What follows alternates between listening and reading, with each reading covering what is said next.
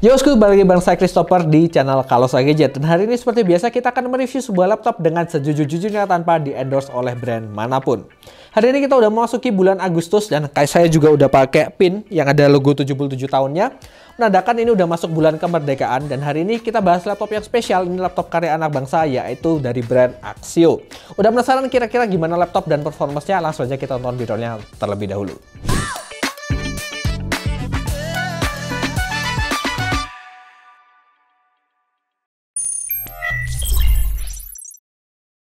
Jadi ini adalah Axio MyBook 14F menggunakan prosesor Intel Celeron N4020 dan dibekali dengan operating system Windows 10 Pro bukan 10 Home.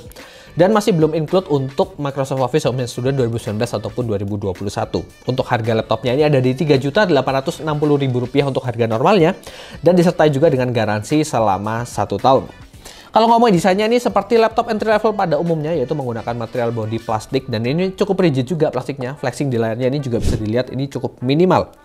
Untuk detail desain body sebenarnya overall tuh biasa aja, tapi ada satu hal yang menarik yaitu di bagian cover bawah.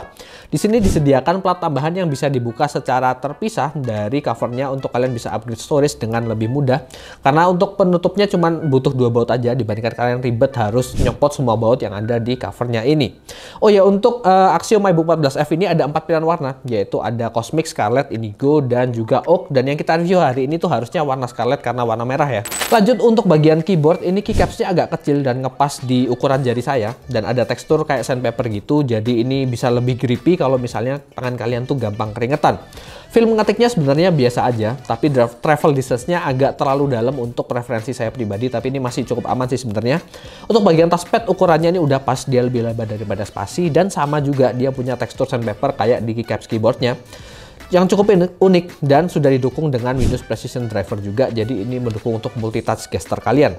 Sementara untuk laptop ini sendiri dimensinya ada di 35,5 x 23,6 cm, ketebalannya cuma di 2 cm aja dan bobotnya di 1,5 kg, jadi cukup ringan. Dan untuk skor desain secara keseluruhan kita bisa berikan skor 8 poin.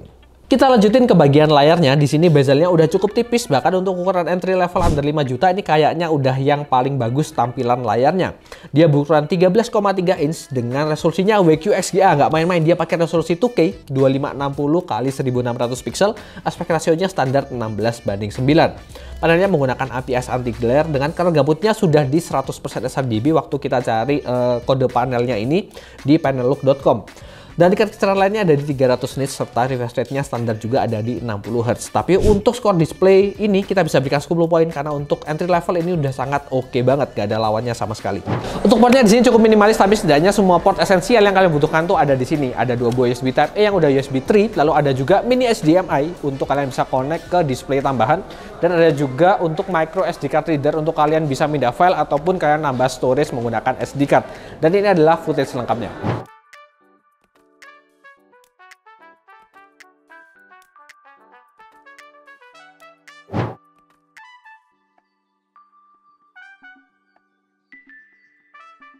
Sedangkan untuk fiturnya sendiri di sini tuh nggak ada macam-macam, cuman konektivitas saja, di mana dia menggunakan modul Wi-Fi 4 dan juga Bluetooth 4.0. Dan ini tampilan webcamnya dengan 720 pixel dan 30 fps, dan mungkin kalau kelihatan noise-nya agak banyak ini karena layarnya sudah menggunakan 2K, sedangkan kameranya masih 720 pixel.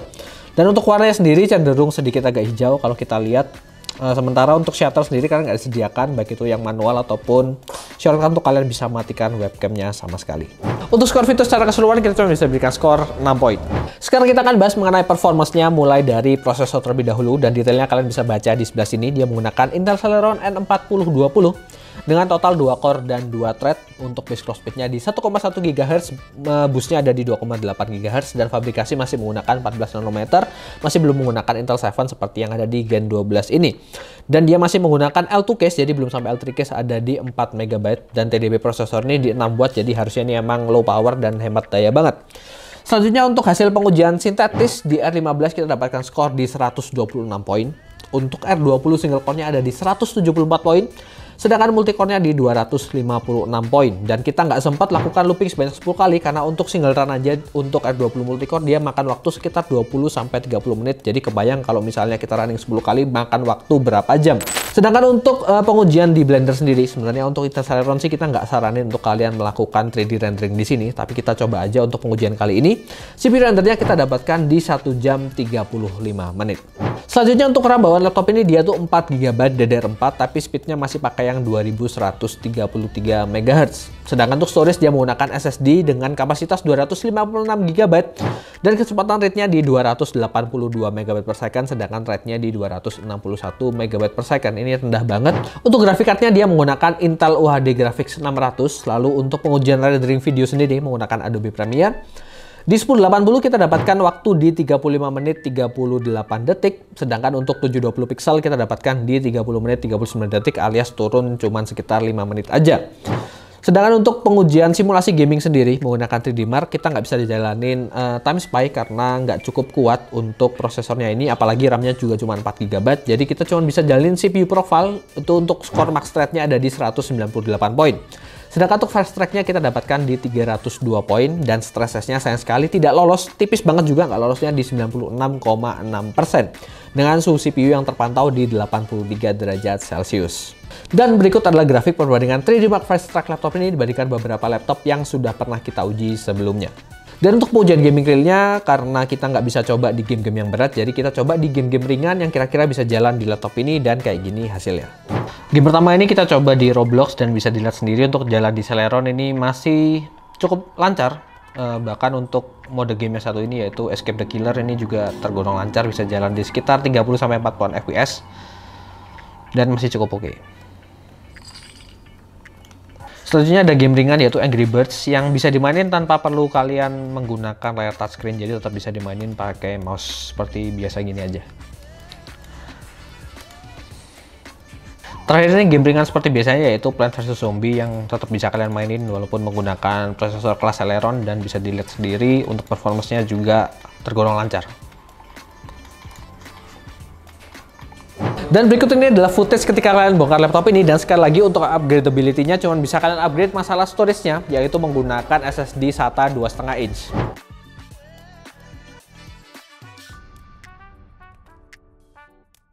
Nah sebenarnya untuk pengujian tadi kan sebenarnya semua pengujian yang biasa kita lakukan dalam setiap kali kita nge-review, dan untuk rendering sendiri kan sebenarnya pekerjaan berat yang nggak kita sarankan dijalankan di CPU yang menggunakan Celeron. Nah pertanyaannya sekarang untuk real experience dari menggunakan Axio MyBook 14F ini sebenarnya gimana dalam pekerjaan sehari-hari. Kita menemukan bahwa waktu kita buka program ataupun buka folder sendiri itu nggak terlalu responsif, jadi agak laggy sedikit dikarenakan spesifikasi bawaannya yang dimana SSD-nya itu nggak kencang, juga RAM-nya 4 GB dan nggak bisa diupgrade, sehingga untuk kalian bisa jalanin OS Windows 10 itu agak berat. Nah, saran kita untuk bisa bikin experience kalian jadi lebih enjoyable lagi, kalian bisa upgrade SSD-nya ke speed yang lebih kencang, atau misalnya kalian berani, kalian bisa ganti OS Windows bawaannya ini ke OS yang lebih ringan, misalnya Chrome OS, supaya kalian bisa menggunakannya dengan lebih maksimal lagi. Jadi untuk skor performance secara keseluruhan ini standar aja, kita bisa berikan skor di 7 poin. Untuk ujian data baterai kali ini kita nggak menggunakan PCMark 10, tapi kita lakukan dengan cara memutar video YouTube selama 1 jam dan brightness level layar kita buat di 100%. Dan selama 1 jam tersebut dia turun sekitar 35%, jadi asumsinya dari 100 ke 0% tuh makan waktu sekitar 3 jam ataupun 3 jam kurang. Tapi masih ada permakluman dari kita, karena untuk layarnya sendiri dia mudah menggunakan resolusi 2K, dimana harusnya dia makan lebih banyak daya dibandingkan layar yang resolusinya lebih rendah. Sedangkan untuk baterainya sendiri kapasitasnya juga nggak besar, jadi untuk skor daya tahan baterai kita bisa berikan skor di 6 poin. Jadi kesimpulan untuk review kali ini, Axio MyBook 14F ini merupakan laptop yang daya jual utamanya ada pada layar, di mana dia udah menggunakan layar 2K dengan harga cuman di 3 jutaan aja. Jadi untuk laptop harga 5 juta ke bawah atau bahkan 10 juta ke bawah, sama sekali nggak ada saingan untuk layar yang udah mantep banget ini. Dan tentunya bakal oke banget untuk kalian gunakan dalam kegiatan kalian menikmati entertainment. Sedangkan untuk harganya sendiri juga masih cukup menarik, yaitu kisaran 3 sampai sekitar 5 atau 6 jutaan tergantung dari spesifikasi bawaannya, di mana ada yang menggunakan storage lebih besar yaitu 512 GB dan juga menggunakan RAM dengan kapasitas yang lebih besar yaitu di 8 GB. Sementara untuk performance-nya sendiri ini masih agak kurang karena spesifikasi bawaannya yang masih kurang maksimal ya bisa dibilang. Bahkan untuk penggunaannya sendiri sih mungkin ini lebih ditujukan bagi anak SD, di mana untuk penggunaan sehari-hari nggak butuh processing power yang gede-gede banget, asal bisa jalan software aja itu udah aman banget. Jadi untuk skor laptop ini setelah kita total dan kita bagi 5 ada di 7,4 poin. Segitu aja untuk review kita kali ini. Terima kasih buat kalian semua yang sudah menonton. Jangan lupa like dan juga subscribe untuk membantu channel kita lebih berkembang lagi. Kalau kalian punya pertanyaan atau ingin berdiskusi lebih lanjut, juga untuk para tim Pedang Mending, silahkan tuliskan komentar kalian di kolom komentar yang ada di bawah. Untuk link sosial media kita juga tersedia di kolom deskripsi. Silahkan kalian cek karena di sana bakal ada info menarik terkait IT dan juga diskon apa aja yang sedang berlangsung di Kalosa Store ini.